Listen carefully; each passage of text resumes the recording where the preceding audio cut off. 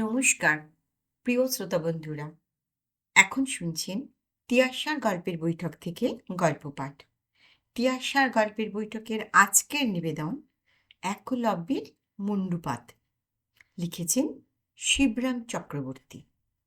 শুরু করছি আজকের গল্প পাঠ, একলব্যের মুন্ডুপাত। সেকালে একলব্য যেমন গুরুদেবকে বৃদ্ধাঙ্গুল দিয়ে দিয়ে না দেখিয়ে, যাই হোক, অস্ত্রবিদ্যায় লায়ক হয়েছিল, আমার বন্ধু বটুকও তেমনি ধারা এক একলব্য। কিন্তু তার যে একটি লভ্য হয়েছে তা যেন কারুর ভাগ্যে না হয়। গুরুভক্তির গুরুতত্ত্বই হচ্ছে গুরুর হাতে আত্মদান। সেইটাই নাকি গুরুভক্তির পরাকাষ্ঠা। আর গুরুর কাজ হচ্ছে ভক্তের ঘাড় ভাঙা। আত্মনিবেদনের এই আদর্শই আমাদের একেলে একলব্যের জীবনে এবং মরণেও বলতে পারেন অপরূপ মাহাত্ম্যে উজ্জ্বল হয়ে উঠেছে। কি করে হলো? হ্যাঁ, সেই কথাই বলি এবার। খুব দুঃখের সঙ্গেই বলি, শুনুন তাহলে। পৌষের এক সকালে বটুক এলো আমাদের বাড়ি। ফিনফিনে পাঞ্জাবি গায়ে দিয়ে হাজির। অবাক হয়ে তাকাই, বলি, কিরে বটুক, তোর শীত করছে না? বটুক জানালো, শীত আমার না, শীত আমার করে না। তারপর এক্ষুনি ব্যায়াম করে আসছি যে। কি? কিসের ব্যায়াম বললি? আমি তো ঠান্ডা লাগলেই জানি ব্যায়াম হয়, ব্যায়াম হলে যে আবার ঠান্ডা লাগে না, কি ঠান্ডা লাগাতে হয় এ তো আমার জানা ছিল না, শুনিও নি কখনো। ব্যায়াম না রে, ব্যায়াম ব্যায়াম, বজফলা আকার উন্তস্তীয় জয় আকার ম, বটুক বলে বানান করে করে। মাঝখানে বয়শূন্য রয় আকার না, বজফলা আকার উন্তস্ত আকার ম। তা সে যাই হোক, কোনো ব্যায়ামের মধ্যে যাবার আমার দরকার কি? অসুখ বিসুখ রোগ ব্যামো এসব কি আবার আমাদের নতুন জিনিস? এই দেখ তাহলে, উদাহরণ দিয়ে বটুক দেখায়। দেখ, এইবার দেখ। পাঞ্জাবির আস্তিন সে গুটিয়ে ফেলে একেবারে কাঁধ বরাবর, তারপর হাত দুটোকেও গুটায়, অ্যাকুয়েট অ্যাঙ্গেলে এনে কাঁধের উপর মুড়ে রাখে, ঘাড়ের সঙ্গে জুড়ে দেয়। এখন হ্যাঁ, কি দেখছিস? হ্যাঁ, কি দেখছিস? কি আবার বক দেখাচ্ছিস আমায়? আমি বক বক করি? এই হাত এখন স্ট্রেট লাইনে দেখ, হাতটাকে সে লম্বালম্বি করে। কিরকম প্লেন এখন দেখ, তারপরে এখন দেখ হাতটাকে সে ভাঁজ করে। এই যে গোটা লুম। এইবার আমার বাহুর কাজটা, এই জায়গাটা দেখেছিস ফুলি ডাবল হলো কিনা? দেখেছিস? হ্যাঁ, হয়ে উঠলো তো। একেই বলে। কি বলে একে? বলাই বাহুল্য। আমি বলি বাহুল্যই বলা যায়, বাহুল্য নয় রে, ব্যায়াম। একেই বলে ব্যায়াম। বটুকের মুখে অদ্ভুত এক প্রসন্নতা ছড়িয়ে পড়ে। আরাম, কিংবা ওর ভাষায় হয়তো সেটা আরামই হবে। তা সে যাই হোক, বারবার সে হাতটাকে দরাজ করে আনে আর ভাঁজ করতে থাকে। ওর হাতের আয় ব্যয় দেখিয়ে তাক লাগাতে চায় আমাকে। রক্ষে করো, আর না, দেখে ভাই আমার মাথা ঘুরছে। তুই কোনো ব্যায়াম করিস না বুঝি? শুধায় ও। হ্যাঁ, করি, শুয়ে শুয়ে, এই বিছানায় গড়িয়ে যতটা হয়। সত্যি বলতে বেশি ব্যায়াম আমার ধাতে সয় না। দুবারের বেশি 4বার এপাশ ওপাশ করেছি কি অমনি আমি কাহি। একটুকুতেই আমার ভারী ক্লান্তি এসে পড়ে। এই বুঝি তোর ব্যায়াম? তবেই তো হয়েছে। আরে ও না, ওরকম শুয়ে শুয়ে না, এমনি ওঠবোস করতে হয় দেখ বলে 12 সে ওঠবোস করে, নিজের কান না ধরেই। স্কুলে যেমন আমরা কান ধরে করেছি, এটা তো স্বইচ্ছাই করছে, কান না ধরেই। কান ধরতে যাবে কেন, কোন দুঃখে? আমাকে ও বাংলায় ডন বৈঠক, ডাম্বেল, মুগুর ভাজা, দৌড়ঝোঁক এইসব বলতে লাগলো। কারো বিনা অনুরোধেই নাকি ও করতে হয়। এদের বলে ব্যায়াম। 100টা ডন, 200 বৈঠক দিতে পারিস? সে শুধায়। হুম, তাহলে আমি মারা যাব রে। 10টা বৈঠক যদি দিই, তাই আমি আর দাঁড়াতে পারবো না। উঠলেই তক্ষুনি বসে পড়বো, আপনা আপনি থেকেই। আর বসলে আর ভাই উঠতে পারবো না। কার শিষ্য আমি জানিস? ব্যায়ামবীর বলরামের। যাবি নাকি তার কাছে, বলরামের কাছে? রাম বলো, কোন দুঃখে? সুখে থাকতে ভূতের মার খেতে যাব কিসের জন্য? হ্যাঁ, ভূতের মার বলছিস?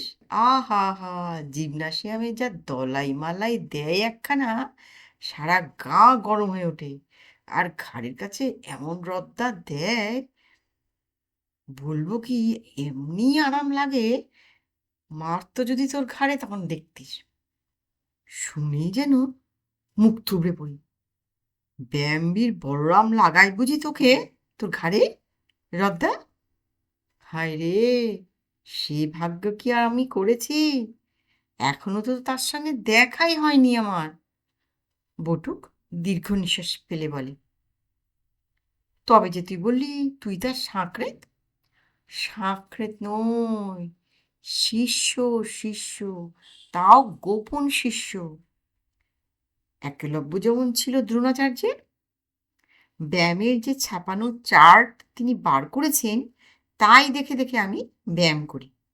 আহা, তার মতন দেহখানা যদি আমার হয়, সে বিশ্বশ্রী কান্তি যদি একটু একবার পাই। আমি বললাম, হ্যাঁ, তাহলে কেউ আর তোর ত্রিসীমানায় ঘেঁষবে না, ভয়ে 7 হাত পিছিয়ে থাকবে। তবে হ্যাঁ, হাতি, হিপ্পোপটেমাস, গন্ডার, পাগলা ষাঁড়, এরা ছাড়া। ভাবছি আজ ব্যায়াম আচার্যের আখড়ায় যাব। তোর মোটর সাইকেলটা একটু যদি দিস, তাহলে বেশ ভালোই হয়। কোথায় তার আখড়াটা, শুনি তো একবার। ইট ইন্ডিয়া ঘাট রোডের মাঝখানে কোথায় যেন একটা, মতিঝিল কলোনি টলোনি পেরিয়ে। তবে কলকাতা থেকে খুব একটা বেশি দূরে নয়, এই 8-10 মাইলের মধ্যেই হবে। তুইও চ না আমার সঙ্গে। শীতের এই সকালে কলকাতার বাইরে যে বিজয় ঠান্ডা রে, বরফ পড়ছে কিনা কি জানে। মতিঝিল কলোনিতে বরফ পড়ছে? হুঁ, সে হাসতে থাকে। দার্জিলিং কলকাতার 10 মাইলের মধ্যে কিনা, তাই বরফ পড়বে না? আচ্ছা, তাহলে চল। সত্যি বলতে, কোনো ব্যায়ামবীরের হাতে স্বাদের সাইকেল ছাড়তে আমার মায়া লাগে। কি জানি, যদি সে সাইকেলটা বাগিয়ে ব্যায়াম লাগায়, আমি যেমন বিছানায় সঙ্গে শুয়ে করি। ব্যায়ামবীদের মেজাজ তো কিছু বলা যায় না। মোটর সাইকেল নিয়ে যদি আবার মুগুর ভাজতে শুরু করে দেয়, কিংবা আবার ডাম্বেলের মতন বেলতে শুরু করে, তাহলে কি আর ও বেচারা আস্ত থাকবে? আচ্ছা, চ তবে। এত করে তুই বলছিস যখন, বলরামবাবুকে দেখেই আসা যাক না একবার। তোর বাহুল্য তো দেখলাম, এখন তার বাহুল্য আবার কেমন, কতখানি একবার দেখে আসি। তোর বুকের বেড়ের চেয়ে বেশি, দেখলে তুই অবাক হবি। শুনেই আমি অবাক হই। কি জানি, তার আঙুলের জোর হয়তো আমার কবজির মতোই, হাত ঘড়িটা আংটির মতোই তিনি আঙুলে পড়ে থাকবেন বোধ হয়। হ্যাঁ, মনে হয় কোড়ে আঙ্গুলে কি বুড়ো আঙ্গুলে হবে ওনার, কে জানে। জামা কাপড় পরে তৈরি হয়নি, পশমের গেঞ্জিটা গায়ে চড়াই, তার ওপরে সার্জের কোট, আমার বোনের বোনা পুলোভার, আর তার উপরে গরম কোটটা চড়িয়ে অলস্টারটা গায়ে দেবো কিনা ভাবছি, বটুক আপত্তি করে। এর ওপর তোর বালাপোষ্ট যদি থাকে তা চাপিয়ে নে না। নেই? তাহলে কম্বল কিংবা লেপ? হ্যাঁ, খুব ভালো হয়, চাপিয়ে নিয়ে চল। জড়িয়ে নিলে হয়তো হতো, প্রস্তাবটা আমি ওর বিবেচনা করে দেখি, নিতে পারলে মন্দ হতো না। যা শীত, বাবা! কিন্তু অতগুলো নিয়ে মোটরসাইকেলে সামলাতে পারবো কিনা তাই ভাবছি অলস্টারটা থাক, ওভারকোটটা বরঞ্চ নিয়ে যাই। আর এই দেখ, আমি এই আদ্যির পাঞ্জাবি গায়ে দিয়ে যাচ্ছি। ব্যায়ামের ফল দেখ, বোঝ এইবার। সে নিজের দৃষ্টান্ত দেখায়। ব্যায়ামের ফল বুঝেও চাব্বা জুব্বা চড়িয়ে শীতে কাঁপতে কাঁপতে সাইকেলের পিছনের সিটে চড়িয়ে ওই চালিয়ে নিয়ে যায়। কলকাতার হাদ্দ পেরোতে যা ঠান্ডা হাওয়া দেয় কি বলবো, হাড়ের মধ্যে কাঁপুন ধরিয়ে দেয়। ওভারকোট ফোভারকোট কিচ্ছু মানে না। দারুণ শীত অন্ধকারের ন্যায় সূচিবেদ্ধ হয়ে সমস্ত ফুটো করে করে গায়ে যেন এসে বিদ্ধে থাকে। কিরে, কাঁপছিস যে? শীত করছে নাকি তোর? আমি শুধুই কাঁপতে কাঁপতেই, ধুর, আমার আমার শীত করে। ব্যায়ামের গুণ কি? বটুক বলে দাঁত খটখটিয়ে। কাঁপছিস তুই মনে হলো কিনা আমার, তাই জিজ্ঞাসা করছি। ওরকম হয়, মোটর সাইকেলে চাপলে ওরকম ও না কাঁপলেও ওর কথাগুলো কাঁপতে কাঁপতে বেরোয়। দাঁতের ঘাটশিলা পেরিয়ে টাটায় গিয়ে থামে। আরও মাইল আড়াই যাবার পর ও খাড়া হয়, একেবারে মোটর সমেত, পথের মাঝে থেমে। সাইকেল থেকে নেমে বলে, না ভাই, এবার তুই একটু চালা, একটু শীতের মতো করছে যেন আমার। একেবারে শয্যা বুকের ওপরে যে লাগছে কিনা হাওয়াটা, হাওয়ার চোটটা আমার উপর দিয়েই যাবে জেনেও অগত্যা আমাকে এগিয়ে বসতে হয়। মাইলখানেক না যেতেই বটুক দুহাতে আমার পিছন থেকে জড়িয়ে ধরে। এই, কি হচ্ছে? পড়ে যাবো যে, উল্টে পড়বো যে। গাটা একটু গরম করে নিচ্ছি রে ভাই। বলেছিলিস ঠিক, কলকাতার চেয়ে কলকাতার বাইরে শীত একটু বেশিই বটে। দাঁড়া, তোকে আমার ওয়েস্টকোটটা দিই তাহলে। বুক খোলা? তা হোক, তাতেও অনেকটা বাঁচোয়া। সাইকেল থামিয়ে ওভারকোটের তলা আর কোটের দুতলা থেকে ওয়েস্টকোটটা বার করে আনি। হাত কাটা বুক খোলা কোট, তাহলেও তাই গায়ে দিয়ে বটুক আহ বলে আরামে হাঁপ ছাড়ে। এই, এইবার এসে পড়েছি মনে হচ্ছে। যেতে যেতে বটুক জানায়, এইখানেই কোথাও ব্যায়ামবীরের আখড়াটা হবে। ডাইনি বায়ে একটু নজর রেখে যাবি। তুই নজর রাখ, আমাকে সামনে দেখতে হবে।